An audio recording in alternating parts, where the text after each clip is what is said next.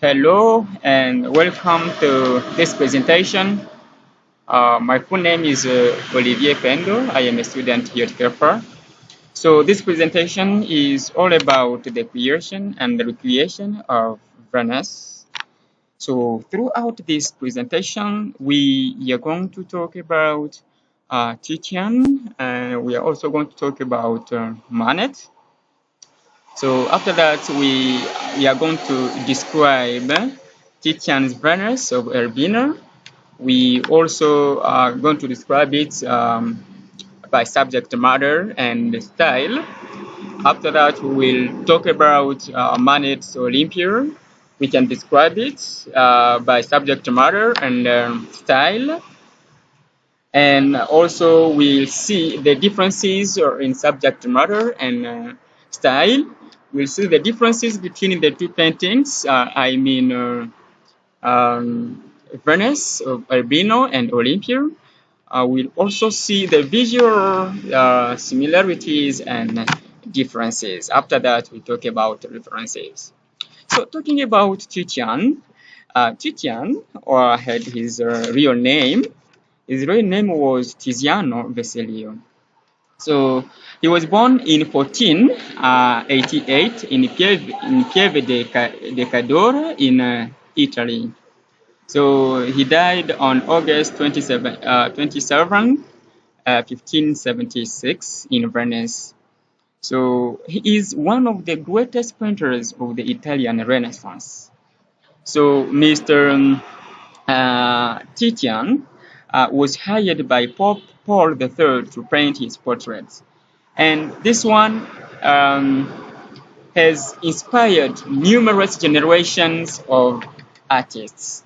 So, because he is considered as the most important member of the 16th century Venetian school of painters. And by this, his painting of Venice of Urbino was more than likely intended for the bridal chambers of their palace. So, still talking about Titian, let's say that Titian was inspired by Giorgione. He was an Italian Renaissance painter. He also painted another painting similar to Venice. It was named Venice or Sleeping Venice. So this painting was by Giorgione. He was also an Italian. So Mr. Giorgione also painted this painting, but it was a little bit different from Titian, because Titian was like he imitated Giorgione. So as he imitated him, he didn't want to paint the same Venice, because for Giorgione, Venice is like his closing eyes, whereas for Titian, Venice is opening eyes. So Venice of Urbino is one of the most celebrated and possibly the most debated of paintings in the Renaissance. So art historians believe that Venus is the title of the painting, a name similar to the Roman goddess because of the roses and myrtle tree in the painting. So while going through this painting, or going through Venus of Urbino, we are going to see how, or the expression or the feeling while looking at this art. So talking about Manet, Manet is also known as Edward Manet. So he was born on January 23rd in 1832. So he was born in Paris, and here we are in France. So he died on April 30th, 1883. He was the son of Auguste Manet, who was the chief of personnel at the Ministry of Justice in France. So his mother was Eugénie Désirée Fournier. And about Manet, in In 1839, he was a pupil at Canon, a Palou's school in Vaugirard, where he studied French and the classics. So from 1844 to 1848, he was a student, and it means he was a boarder at the College Rollin. And he was interested only in the special drawing course offered by the school. For him, when it came to drawing, he was happy. It was his favorite. It was his favorite course. So Manet had a passion for art from an early age. I remember that by the age of 18, Manet started drawings. It means he wanted to become a painter. So but his father didn't want him to join drawings or becoming a painter. He sent him to Naval Academy. Unfortunately, he failed the entrance exam. Immediately after failing the exam at the Naval Academy, he joined the Merchant Marine to gain an experience as a student pilot and traveled to Rio de Janeiro in 1849. So after 1 year of travel, he returned to France with a portfolio of drawings and paintings. Remember that was his favorite activity. He wanted to become a painter, but his father didn't want him to become a painter. So his father wanted him to join another school. So during his career, he was eager to update all the genres and painting by injecting new contents and by altering the conventional elements. So he wanted to update the former or the traditional paintings by adding many elements in the current or in the um, arts that were in that period. So about styles, Mr. Manet, he was painting with wet layers of oil paint rather than traditional dried layers of paint. That means he wants to update the way arts were done in that period. He wanted to come up with new styles. So for him, he painted with wet layers of oil painting rather than dried layers of paints. So also he was using brush strokes which were loose, which were also broad and quick. So as another style, his portraits were not idealized. His portraits meant many things during that period.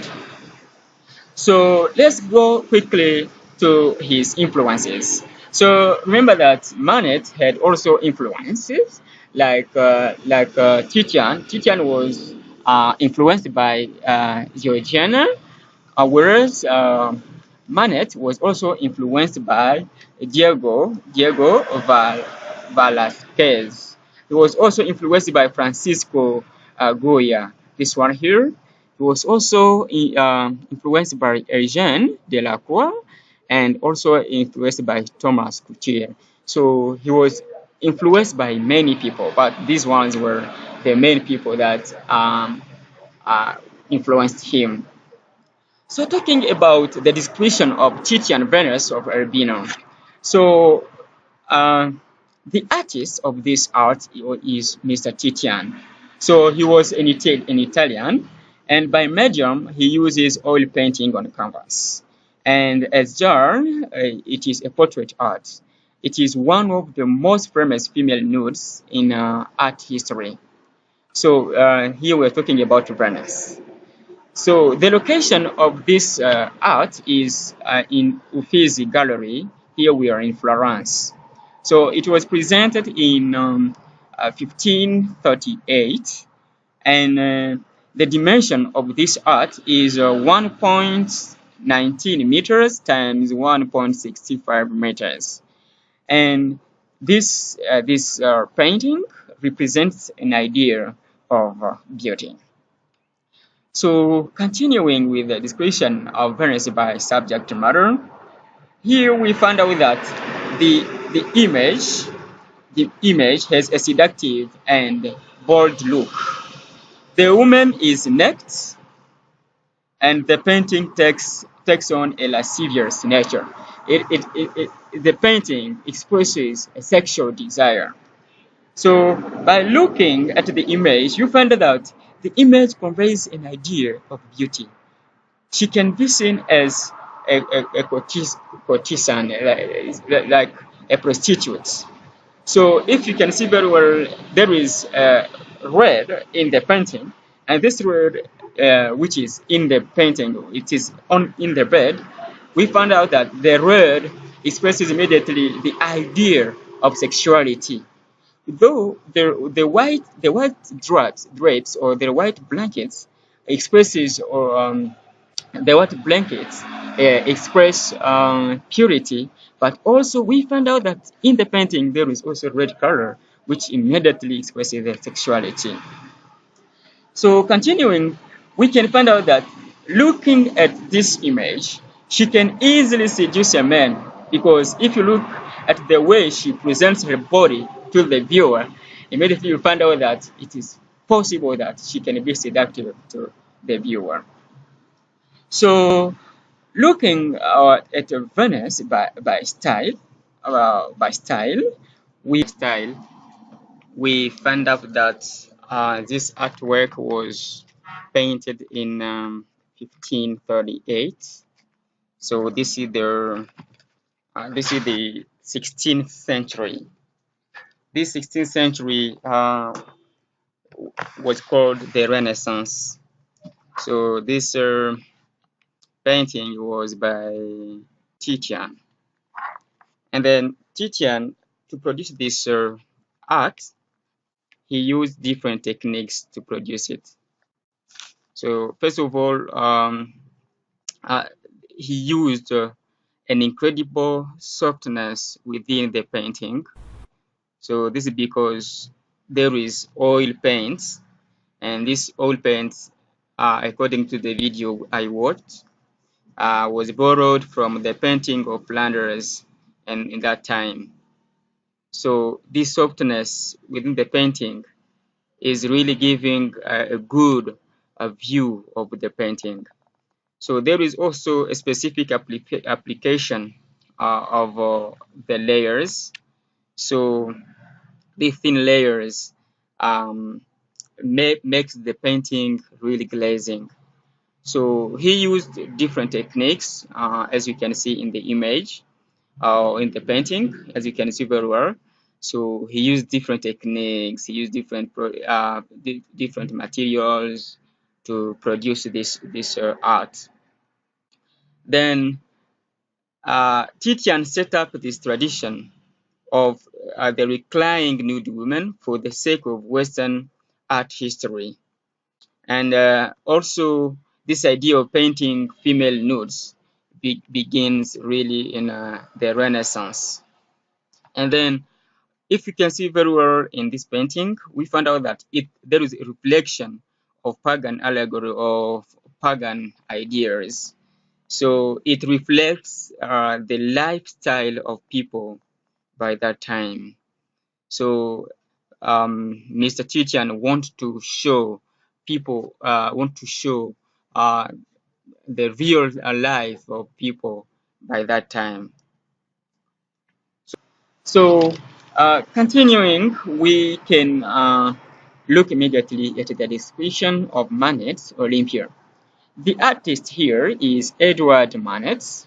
So we found out that this painting was presented in 1863, and the medium is oil painting on a canvas. So the dimensions here we found out that they are 130.5 centimeters times 190 centimeters. And the location of this painting is found in Musée d'Orsay in Paris. So, but if we can describe Olympia by subject matter, we found out the image looks like a real person.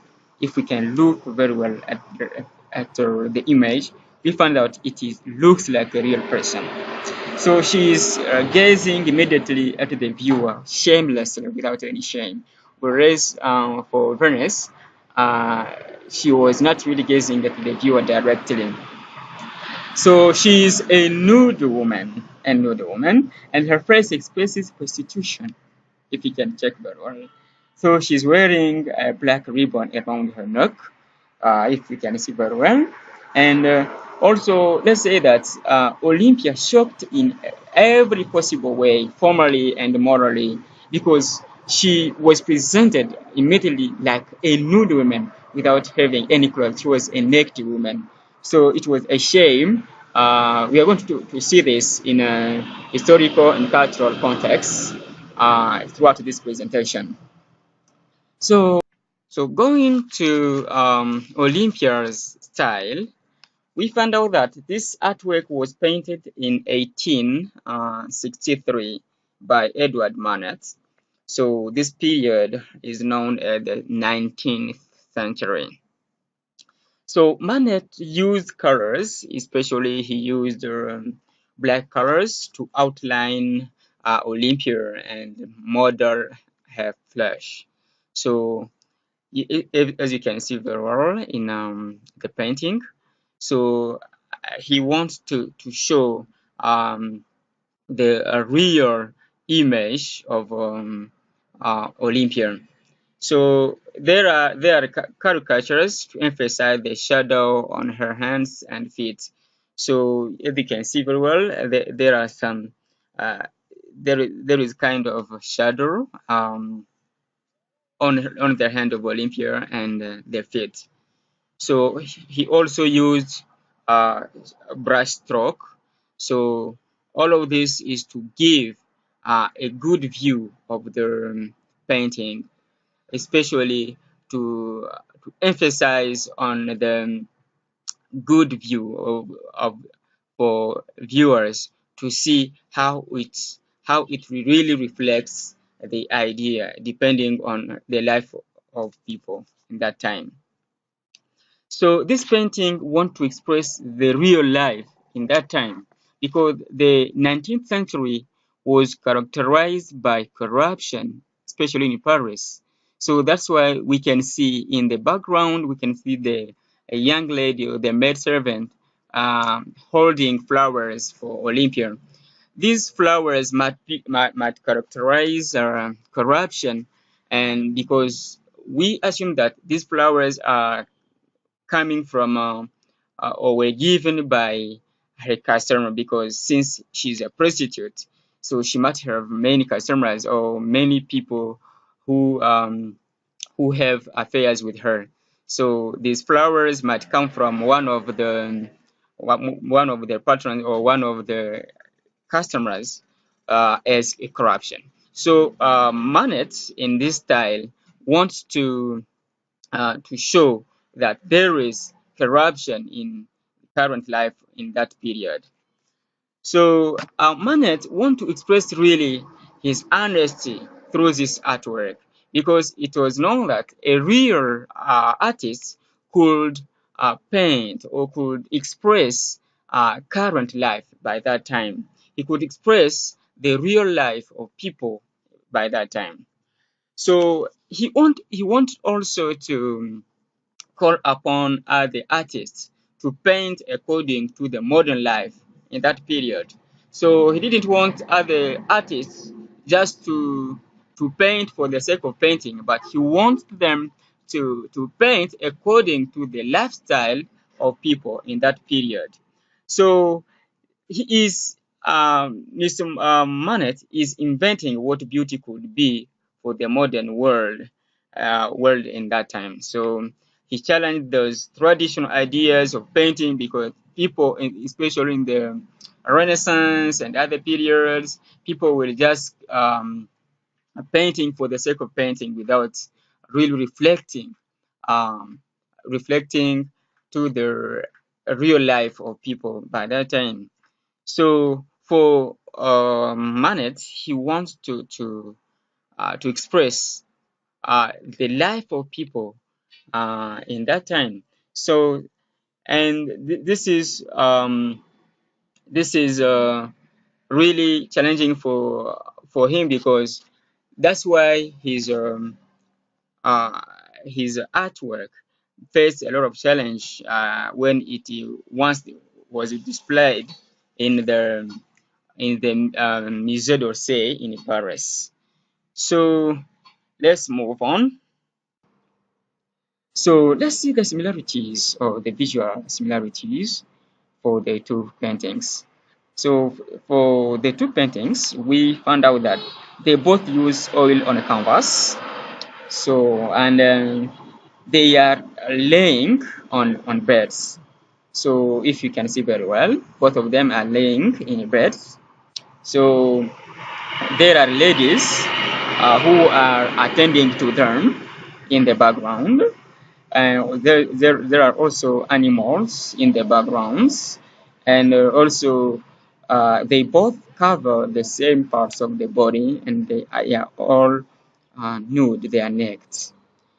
So looking at historical and cultural context for Venice and Olympia, here we found out that for Venice, there are many hidden meanings in this painting.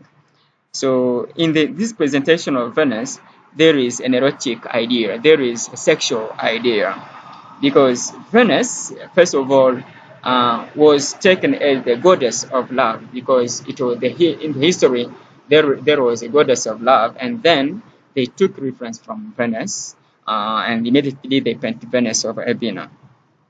So the dog at the feet of the woman is a symbol of marital fidelity. So that's why in their culture, a dog could symbolize a marital fidelity.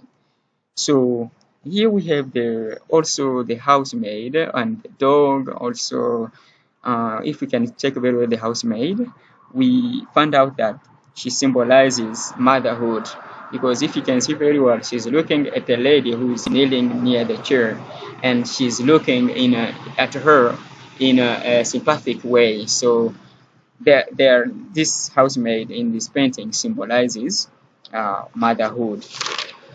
So in this painting, the strong sensuality of this painting, it is a private and a domestic purpose, if you can see very well. So, and also Venus of Urbino was painted by Titian. So this painting was considered as the perfect Renaissance woman, and became the symbol of love and beauty and fidelity. So talking about Olympia, we found out that for Olympia, this image has an interesting both art historical and in historical context, and the relationship between the main female figures named Olympia. So the image is of a modern French prostitute, if you can see very well.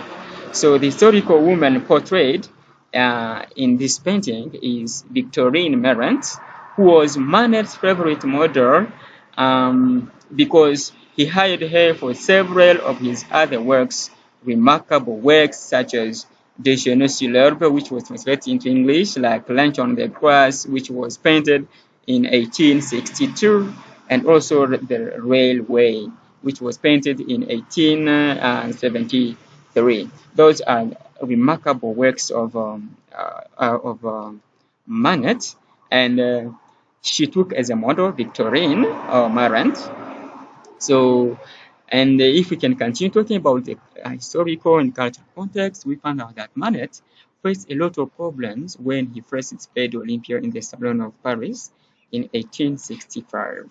So this painting was met with laughter, criticism, disdain, until he was obliged to remove it and remove it and put it away from people's look, because in France, in that period, every artist or every painter was supposed to follow the French art, which obliges that paintings of the figures are to be modeled or are to be done on historical, mythical, or biblical themes. But for Manet, he did not follow the rules. So he took Titian's Venus of Urbina as his model. He painted a real woman and who was really a nude, who was really naked, and it was a shame for French society. And so it was like a shame for them, and immediately they did not want to see this painting of Mr. Manet. So historical and cultural context in Renaissance.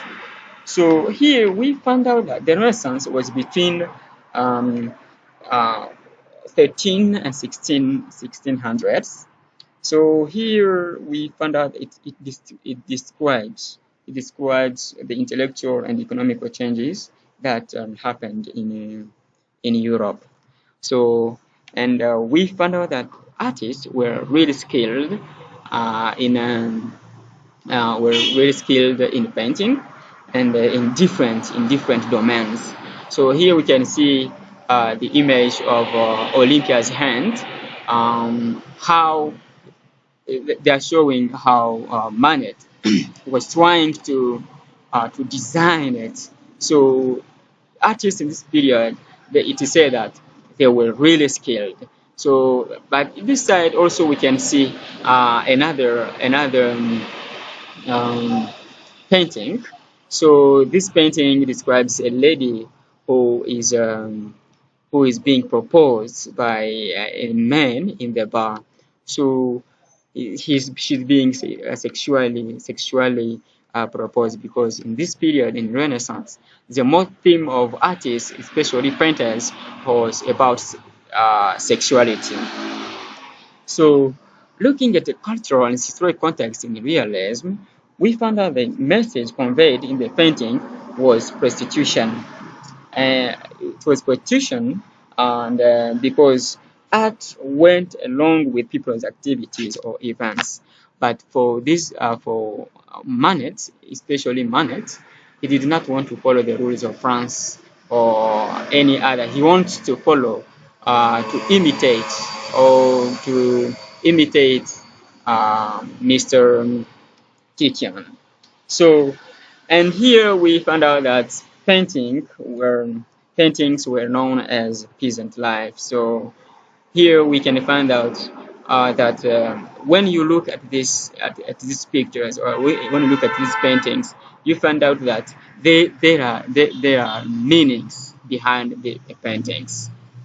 So the contrast of these two subjects, we're talking about Venice of Urbino and Olympio.